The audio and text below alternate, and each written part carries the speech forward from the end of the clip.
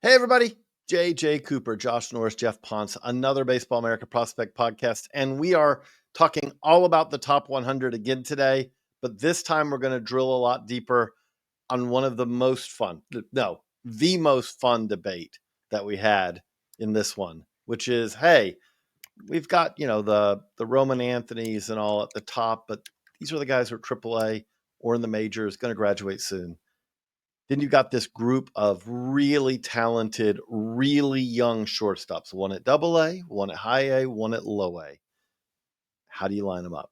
That's what we're going to talk about. There's a lot of stuff about this at baseballamerica.com right now. But Josh, Geoff, great to see you guys. Before we dive into that, dive into the Jesús Made versus Leo De Vries versus Sebastian Walcott debate. Had a ton of promotions. I feel like that we can say that every week when we record this, that there are a ton of promotions. But the one that really jumped out to me this week is Mike Sirota, who we've kind of talked about how he's kind of felt stuck at low A because they had an outfield in Great Lakes of top 100 prospect Jose De Paula, top 100 prospect Zahir Hope, 2024 first rounder Kendall George. Well, the Dodgers decided, there's a DH. We can rotate a DH spot around. So they brought Sirota up as well. My question is, can you think of a better outfield prospect group? That's two top 100 prospects. It's a last year first round pick. And Sirota, who wasn't a first round pick last year, but came into the year as a potential first round pick, didn't have a great year, but also leads all of minor league baseball right now in slugging percentage and OPS, had a great debut so far. I'll start with you, Josh. Like, what's the best prospect outfield you've ever seen? It's probably for a very limited basis, but I saw a couple games of it was West Virginia at the time, which had Jared Kelenic and Julio Rodriguez on the same group. And then I talked before we got on the podcast. One of the Thunder teams I covered back in the day billed its outfield as the outfield of dreams with Jose Tabata, Austin Jackson, and Colin Curtis. Three big leaguers, but not one of dreams. Not one of dreams. I could think they would all. Austin Jackson was like an 8-year big leaguer, but that's about it. And I'm sure there's other ones we're missing, but this is a pretty darn good group, and I'm curious what Geoff will have to say. Yeah, what about you, Geoff? Yeah, I'm like trying to sort of like go back in the recesses of my memory to outfields that had like 3 stellar prospects, because I know that it's obviously happened before. The one that kind of comes to mind for me, though, and I can't remember the year with Pawtucket. It might have been 2012, 2013, somewhere around there. But I know that there was JBJ, Jackie Bradley Jr., and Mookie Betts, which I just think long term looks really good when I look back on it. But I don't know. A lot of the teams that I get to see up here in the Northeast consistently, at least, like not a lot of outfield depth. I mean, I suppose that I've seen like Christian Campbell and Roman Anthony in the same outfield, which based on the rankings is probably better than Mookie and Jackie Bradley Jr. I just as prospects, but I don't know. I don't know if I've had a trio like that where I was like, wow, like, outside of spring breakout games or backfield games where they can kind of crunch talent together. I don't think I can recall like, wow, we got 3 top 100 prospects, potential type guys, or even 3 top 200 type prospects, all sort of bunched together. So off the top of my head, those are the ones that come to mind. That's the thing that stands out to me is that there's definitely been teams that have better, like their number one prospect. Like I was making the joke before we started recording that any team Mike Trout was on coming up to the minors had one of the best prospect outfields you've ever seen because it had Mike Trout, right? Bryce Harper coming up through the minors, great prospect, whoever was around him. But to have 4 prospects like that in one outfield, 4 guys who, again, all of them project to be big leaguers, and you're hoping that you're going to get a couple of regulars, several regulars out of that. That's really rare. That's something that really stands out. But that's not what we're here to talk about today, because today we want to talk about shortstops, because we've talked about that we love to say that this is kind of a great era for young shortstop talent in the minors. We have a ton of shortstops. Our top 10 shortstops in the top 100 at this moment all rank on the top 26 on our top 100. That's 10 in the top 26 is kind of absurd. But most importantly, and I'll post it here. Number 6, Jesús Made. Number 7, Leo De Vries. Number 8, Sebastian Walcott. Josh, you just wrote one of the stories up at baseballamerica.com about this right now.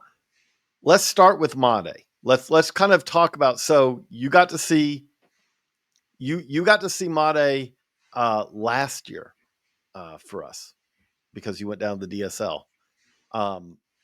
What stands out? What is the thing that most stands out to you about him right now, and what makes him such an elite prospect? Well, I mean, I saw him last year, but I didn't see anything close to what the 2 games I got were not representative. I got a 1 at-bat game in the DSL All-Star game and a game where he did nothing in a 1-0 win. So this year, you see it a lot more. And what jumps out is the bat speed immediately. I mean, I was talking to someone on Milwaukee radio the other day, and it so happens that I've seen Made a few times this year, and I might see him tonight, quite frankly. And you look at his bat speed and you realize that he's 17 at the time, just turned 18 the other day. And then I went and watched a game, a high school game, a real high school game, not a showcase or whatever game. And it's like, these people are the same age. And one of them looks like he's got about 90% of Bryce Harper's bat speed. And the other looks like a future insurance adjuster. Like, it's, shocking to see a guy that age just absolutely whip it through the zone with that ease. And, I also mentioned that same interview. The thing that really jumps out about him is like Chorio a couple of years ago, is it's not that he's just a ball of tools. He knows how to play baseball.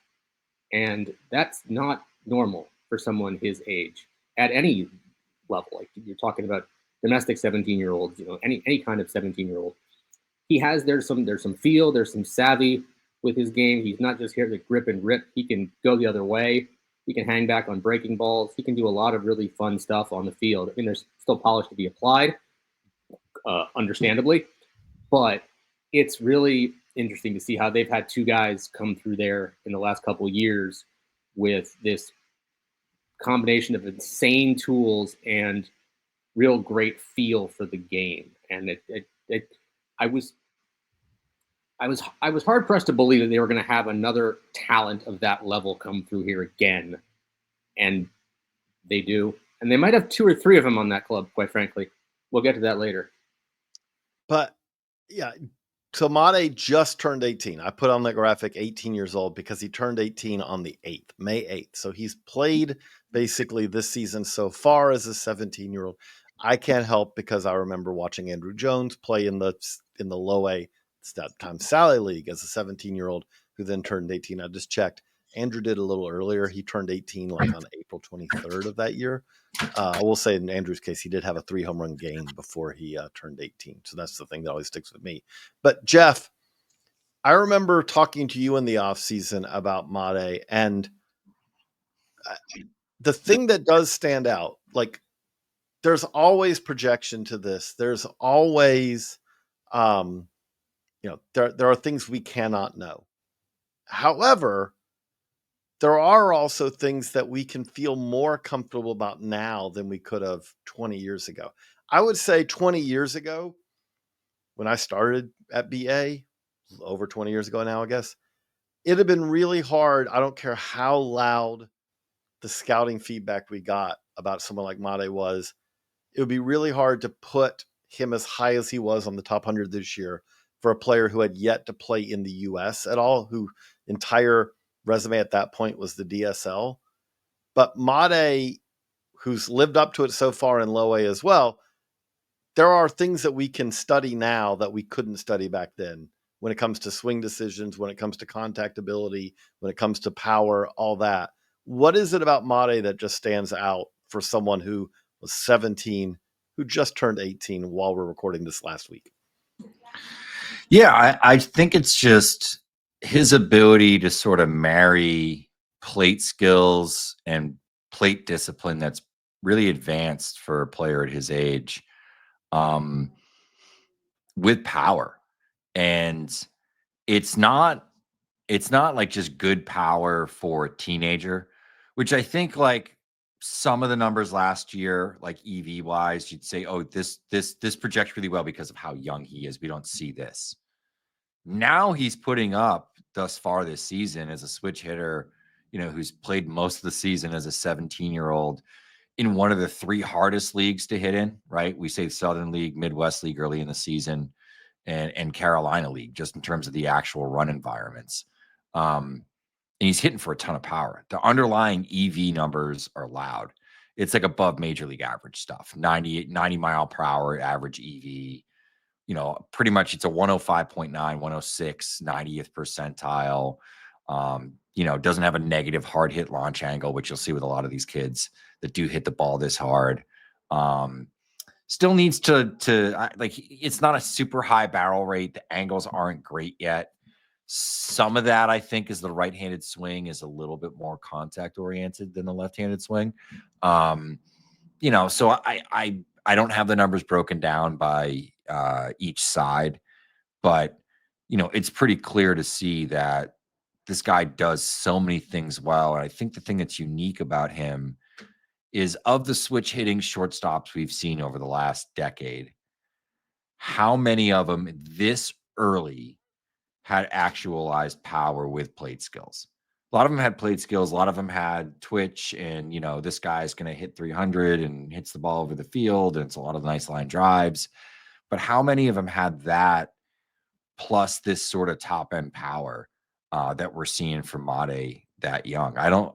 Even among the top shortstop prospects we can remember in the last decade, I don't remember any of them having this level of power this early. So I think that's one thing about Made that just separates him. And I think it was the conversation all off season of like, this is really unusual. This is really outlier. Like, this is the true meaning of that term that's consistently overused, certainly by myself.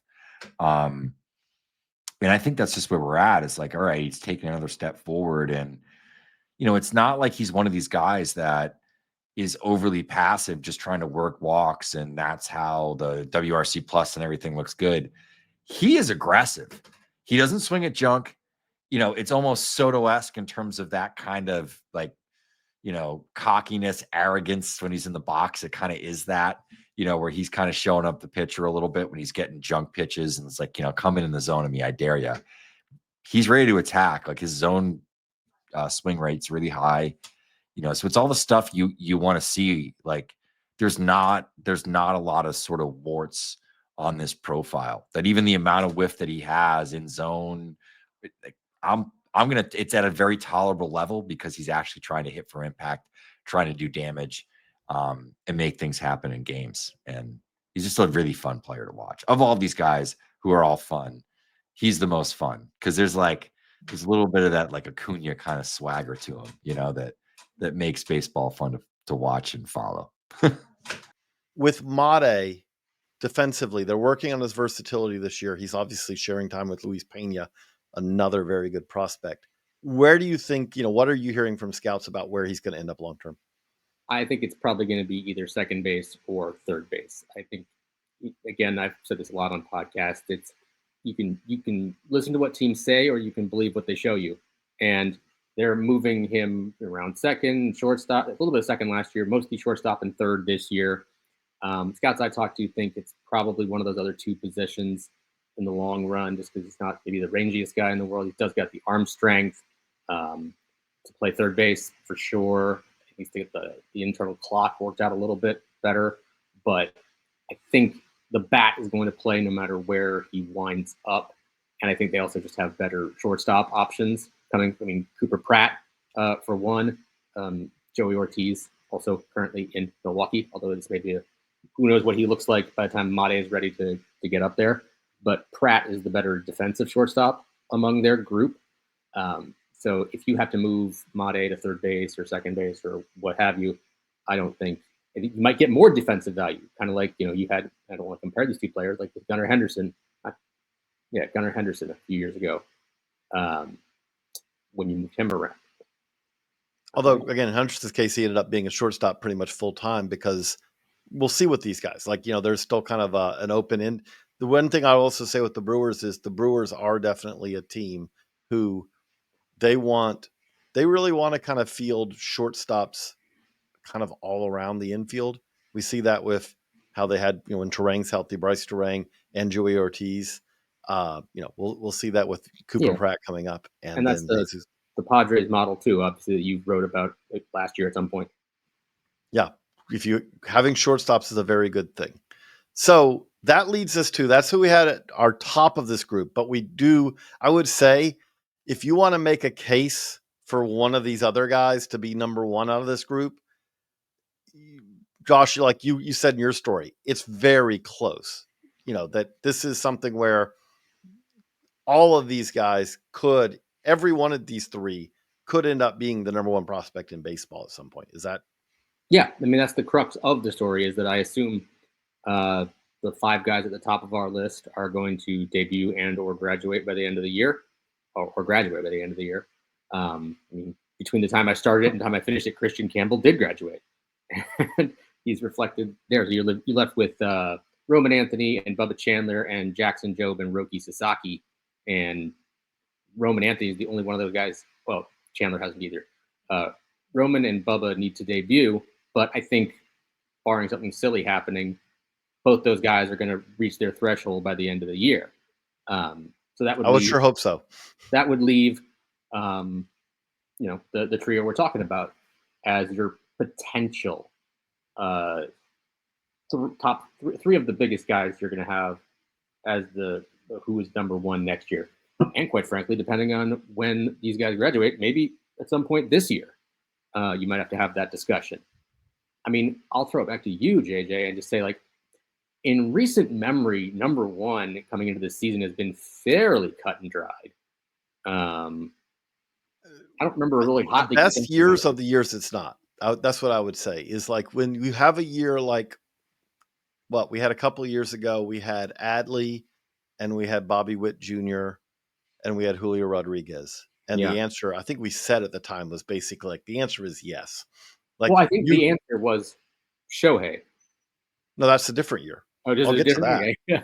Shohei was not eligible that year. So the answer that year was not Shohei. The answer was, but you had those guys. And again, like if you said right now, you'd say Bobby Witt Jr. ended up being the right answer so far out of that group. But the other 2 are all-stars as well. A few years before that, we did have a year where I want to say it was Shohei Ohtani, Ronald Acuna, and Vladimir Guerrero Jr. And then we had another year where it was Acuna, Tatis, and Vladdy. And again, when you have trios like that, great. Like, you can argue it whichever way you want. Like, we had the year, okay, it wasn't a trio in hindsight, but you had the year years ago when it was Mike Trout, Bryce Harper, and Matt Moore. Okay, the answer there was which, by the way, as a brief callback, there's your best outfield, by the way. I'm cheating a little bit. Arizona Fall League 2011 had Harper and Trout, and at the time, big-time prospect Gary Brown. They can't all make it, but first rounder. I mean, he was a first rounder. Yeah, traded for a pretty good player too. So, but to take it to our next guy, so Leo De Vries, Jeff. When this year began, you can always talk about the Padres move guys fast. And you talked about how difficult the environment can be in the Midwest League, especially in April. Don't tell that to De Vries, because Leo De Vries has gone out there and been really, really impressive. And when we say impressive as for the league, much like we could say with Jesús Made, you could also say with De Vries that De Vries could be draft eligible for this draft in the U.S., if he was in the U.S., as a high school player still. That's the age he's at. And here he is. He's ripping up the Midwest League. Yeah, I think that's what the most remarkable thing is about De Vries, is the environment that he's in. Arguably the first 2 months of the season, the hardest place to hit. As young as he is, obviously does have a full year, more or less, when you add an AFL, but pretty much a full season ball there. Doubled up on the full season phrase. But I think I look at the underlying profile, and he doesn't have as much power as the other two. He doesn't hit the ball as hard as Made. He doesn't hit the ball as hard as Walcott, who hits it the hardest of the three. But I do think in terms of like actual hit tool, it might be a 70. It's probably a hard 60. Good bat to ball skills, excellent swing decisions. It's like a 20% chase rate with like a 45% swing rate. So that 25% gap, like I look at that gap sometimes, and that's telling me that, he's aggressive. He's obviously very aggressive, so high swing rate in the zone. But also makes a ton of contact in the zone and just at anything he swings at. The batted ball angles are really good. It's a high average launch angle. His hard hit launch angle, which is like 95 plus mile per hour balls in play, is 24 degrees, which is like perfect. It's like you're hitting the ball in the air consistently. And he's got an 11-degree pull side launch angle, which is not something you necessarily see from guys this young who hit the ball in the air consistently. So, like, the spray chart, all that sort of stuff, the skills are there.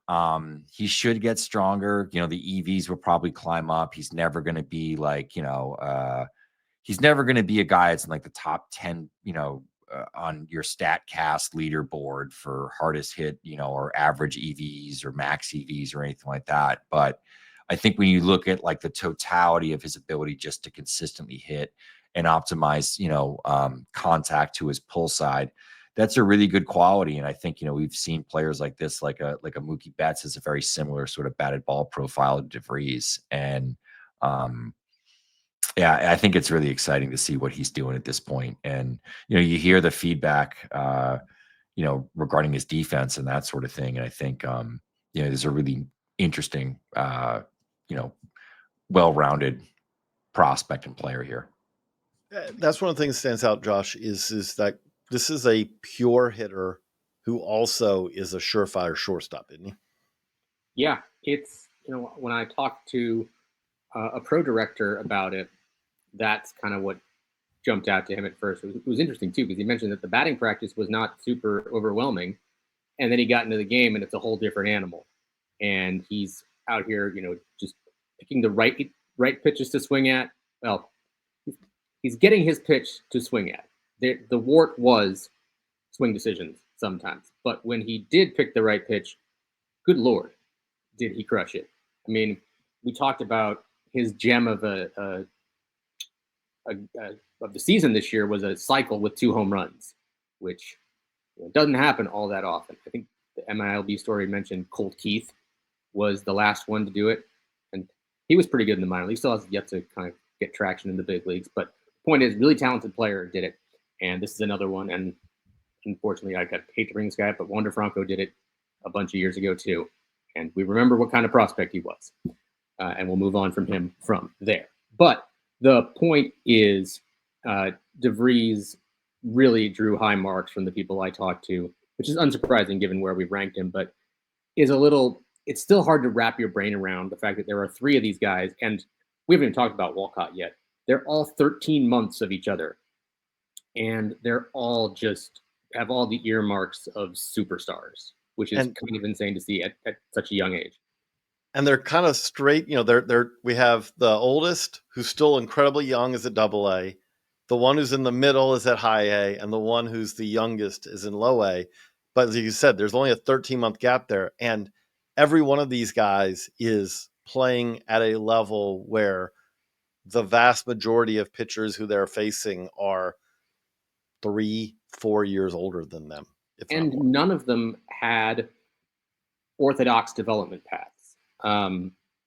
Walcott, I believe, is the only one who played in the Arizona Complex League. And he got there after 9 games in the DSL. And if you look up those stats, he was hitting like 180 at the time of the promotion. So it's not generally a number that gets you promoted. But the other 2 didn't spend a day in the ACL, and they're just out here ripping people apart. In 23, He starts the year in the DSL, 9 games, then goes to the ACL, and then ends the year in the Sally League in 2023, in the year he signed. 24 Sally League to AA to finish the year. And here he is starting the year in AA this year. And it would not be crazy to say that he finishes the year in AAA at least, depending, kind of just looking at the normal way that they've promoted him. Like, okay, even if he just spends most of the year in Frisco, then gets a taste of AAA at the end of the year to prep him for next year, which means he would be in AAA at an age that is, again, really young for a player who's knocking on the door of the big leagues. This is also, though, even though he's in AA, is it fair to say, like when you were talking to scouts about him, there's more upside here, but there's also a little bit more work to do when it comes to kind of for him to get to the totality of his package, especially at the plate? Sure. And he started slowly last year. You mentioned that he went from the Arizona Complex League to the Sally League. Well, to refresh people, that's rookie ball to high A. He's never played a day of low A. So that's even more weird part of his development track. So, I mean, you're talking about a guy, again, who last year was his first full year as a pro. I know he's one of these guys that seems like he should be 25 by now, by the time for how long he's been famous, but he's still a teenager. And AA is still the separator. You're going to face more advanced pitchers. You're going to face, granted, he is in a pretty good hitting environment, but they can pick apart a teenager in that classification right now. So yeah, if he's not some superstar right out the gate in AA, I wouldn't be worried about it. He's hitting the ball hard. He's super athletic. He's really fun to watch, and he'll get it. By the summer, I wouldn't be surprised if he's just, a regular at the top, like 3 spots in our hot sheet every week. And he was last year. I would say it's 99.9% he finishes the year in AAA, with the 1.1% being, just because of the way the staggered schedules work, there's going to be that extra week or so of AAA anyway. The only way I would see it not happening is if they really want to leave him there and Frisco is in the playoffs. But I would say that's the only scenario that he doesn't move. I guess the other one would be he does go in the tank, but I don't expect that happening. He'll be on the cusp of the big leagues next year, and he has a very solid case to be the number 1 prospect in the game by the end of January or February next year. And we wrote this article at some point before the season about we predicted him that he would be our number 1 prospect. And I think we had to stop people from picking him as number 1 overall because it was okay, we can't have it be unanimous. This isn't interesting. And that's so. By the way, I will note he is 19, March 14th, 2006. So he turned 19. He's in AA. He's returning to AA. He turned 19 during spring training. Geoff, the other thing that stands out with him, when we talk about Made, you talk about the swing decisions, you talk about him already having power. When you talk about De Vries, you talk about the hit tool and how advanced it is, and kind of how well-rounded he could be. In the case of Sebastian Walcott, you said De Vries isn't going to be the guy who shows up on the top 10 StatCast EVs every night. Sebastian Walcott at 6'4", 100% could be the guy who shows up on the StatCast top 10s most every night for highest EV of the night, right? Yeah, I mean, that's exactly the type of player that Walcott is. He's much more of sort of the freak of this group, just in terms of his bigger body, just louder tools, I think is probably the way to put it. And and it's weird to say that when you're putting him in the context of somebody like Jesús Made, who's pretty tooled up, right? Himself. But yeah, I mean, just even from the jump, when he came into pro ball, started hitting the ball extremely hard. The angles aren't great, but kind of good enough. The big question was, is there enough plate skills here? Is there enough bat to ball ability consistently? Is he going to make, good swing decisions consistently? I think probably since around this time last year when everything sort of seemed to turn to color for Walcott, the numbers have been great. The underlying stuff has been much better. His bat to ball ability has been much better. And he didn't sacrifice any of that power. And like I said, even the angles are pretty good. The air pull numbers are pretty good. And, his underlying numbers of, he's kind of been underperforming even based on how well he's been hitting the ball. So should be interesting to see how all this shakes out. But I do think Walcott, despite maybe not the loudest slash line in comparison to the other two, is every bit as impressive this season, just based on what he done against the age to level competition, etc. Especially Double-A. I know the Texas League is a good place to hit, but Double-A's we talk about is one of the big jumps out there, and he's handling that big jump as a just turned 19-year-old, which is something that you do not see very often. And I love to talk about it. Like, the reality of it is guys who can handle those, when there's a reason we put out the youngest players at each level every year. And I've been doing that for BA for 15 plus years now, because you look at those lists, and when you filter out the guy who's there because, we needed a guy to fill in for a week kind of guys, but the guys who are regulars at those levels, at those ages, the hit rate's really, really good. Because if you can hit at those levels when you're 3-4 years younger than everyone else there, one of the things with that is when you can do that, it kind of means that the game's going to slow down for you at the age where most everyone else is figuring it out, right? Like, if you're figuring out Double-A as a 22-year-old, then you go to Triple-A as a 23-year-old, big leagues as a 24-year-old. You kind of hit that point of, I know what big league pitchers are doing when you're like 26, 27, when you're kind of hitting your last peak of athleticism and all. And then kind of like, then the skills kind of keep going up as your tools go down. The guys who can do that figure that out at 22, 23, their skills are going up while the tools are still staying at their top level. The bat speed's still there, all that, where that kind of gives you that next gear that other guys don't have. Okay, we've talked about all three of them. Now, and I'll put myself on the spot too. If you had to say, I can't say, I'm old enough now to say, if you said, okay, because these guys are young enough, we're not going to fully know an answer for this potentially for another, I hate to say it, but 20 years. Jesús Made is 18. Leo De Vries is 18. 20 years from now, they could be still playing in the big leagues. They could be 38-year-olds playing in the big leagues. As much as I would love to be on this podcast 20 years from now, I don't know if I'm going to have more than 40 years at BA.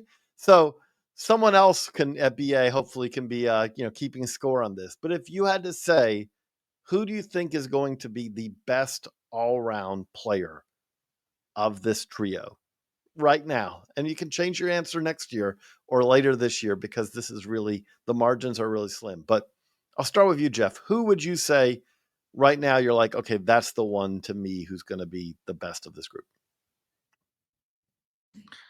I think it's Made. I think the upside, the combination of twitch, the power, the bat to ball ability, I think the angles will get better.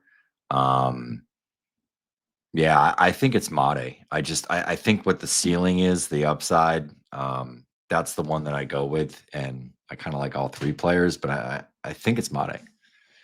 What about you, Josh?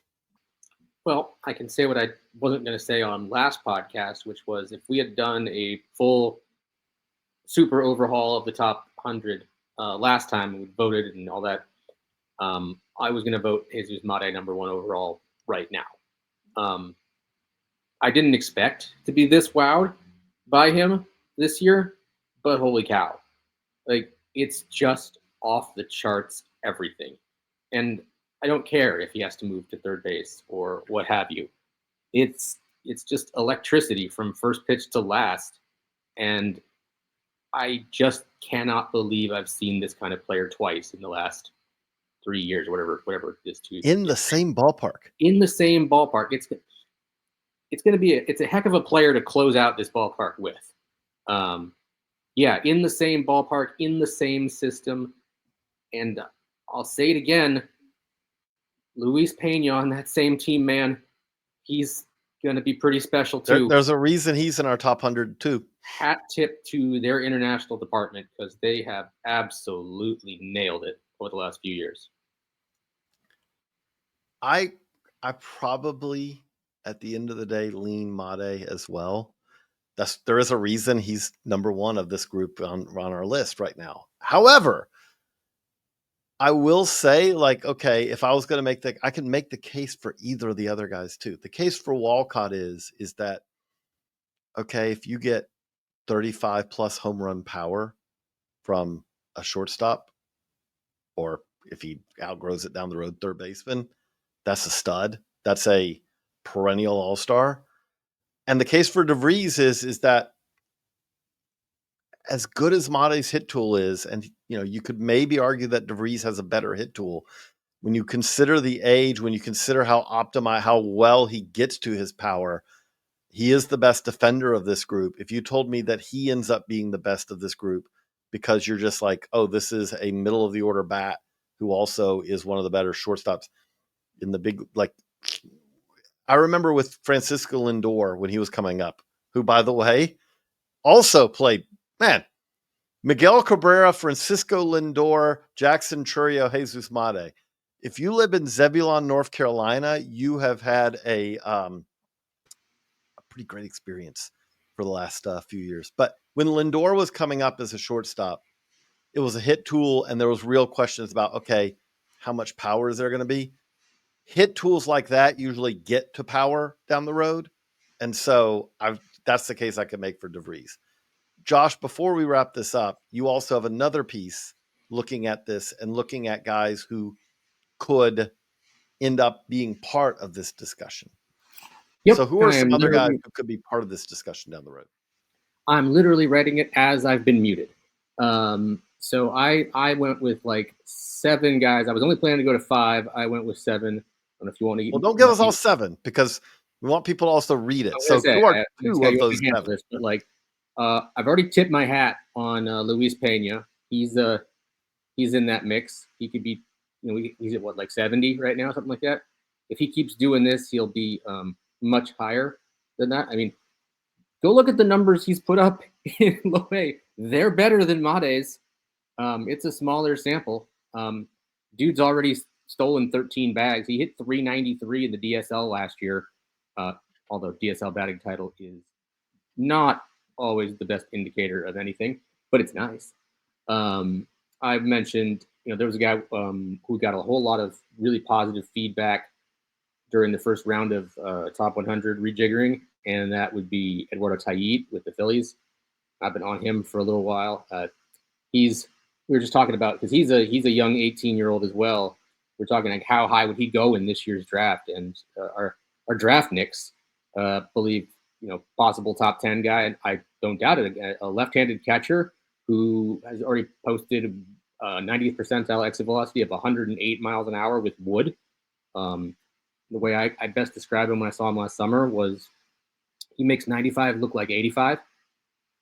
It's pretty darn impressive to see that from anybody, let alone a guy on the left side. Whether he sticks at catcher is an open secret, but open question, really.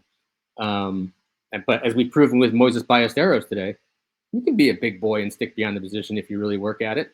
Or at least you can DH, because that's what they're going to do. Yes, at least you can DH. As long as you can hit, you'll get to the big leagues. And then the third one I'll give is Arjun Nimala. We talked about De Vries, doing what he did, as has done in Fort Wayne. Well, the Northwest League in April is no picnic either. And he is leading or close to, well, he's not leading. He's among the top 10 in every major category, just about, in the league right now. I will grant you, it is not that difficult to do when the league has 6 teams, but he is doing very well. He's tied for the league lead in home runs with Lazaro Montes. He's got total bases. He's got extra base hits. He's got slug. He's very young. And it's kind of proof positive that like this is a guy who's the other three we're talking about went through unconventional development paths, but this guy had a bit of a hiccup to start the year last year and went back to I think either extended or the Florida complex. I don't remember depending on what time of the year it was. He came back. Yes, I think he went to extended, which turned into the Florida complex. Yeah, and he hit 13 bombs in the Florida State League, which is not anything to sneeze at. And he's proving the Blue Jays right now. Like he's looking like a stud. And there's 4 more guys, and I think if you think real hard out there, Prospect Knicks, you can probably guess where I'm going with some of You them. can get all the insights on that at baseballamerica.com for our subscribers, and we appreciate you for subscribing and to get all this great insight and these updated top hundreds and all that. Geoff, I want to give you a shot before we go too. So who's someone else that you would say like, hey, got my eye on? I know you've been pouring through the data as well and watching more MILB TV than any person should healthily watch. Who is someone that jumps out to you as well? And if you wanted to say Namala, because I know that's one of your dudes too, that's also okay. Yeah, no, I think Namala is definitely a good one. And definitely one that I would probably keep in mind. I think another one that's right in line with that is Connor Griffin. I know that there's more questions on the hit tool with Connor Griffin. It's kind of a similar narrative to where Arjun Namala was a year ago. There were some questions in the draft, kind of a divisive prospect at draft time. There were some that liked the player, others that really wrote him off. Just in terms of the hit tool, obviously he went a little bit higher in the draft and made a little bit more money than Namala, but both first round picks. He's just so tooled up, and I see a guy like this that can hit the ball that hard, that can run like this, that does have maybe some overzealous swing decisions, but pretty good zone contact. And I think that's very fixable. And I sort of see huge upside. Like this could be a Fernando Tatis type of player if it all comes together. Now that's obviously a very low percentage, but like I think he's another guy that could be in this conversation just because of what the upside is. If he takes progressive steps with the swing decisions and the bat to ball gets a little better because of it, because he's not exposing himself as much in terms of swinging out of the zone and chasing bad pitches. And we saw the updated swing and some of the power displays he was putting on in spring training, Josh. So like, I'm sure you're totally with me on that one. So yeah, I think that he's interesting. He's also playing shortstop and playing center field.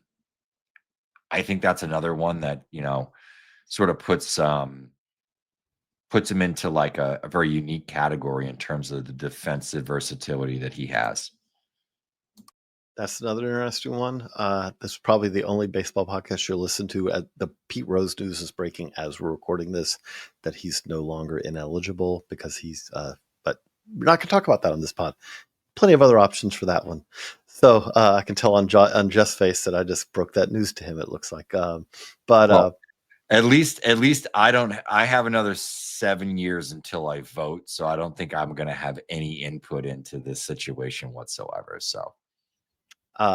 But that's a great way to wrap this up. Fun discussion of 3 of the best young prospects of the game, 3 of the best shortstop prospects, and 3 of our top 10 prospects in baseball right now. Fully updated top 100 prospect list over at baseballamerica.com.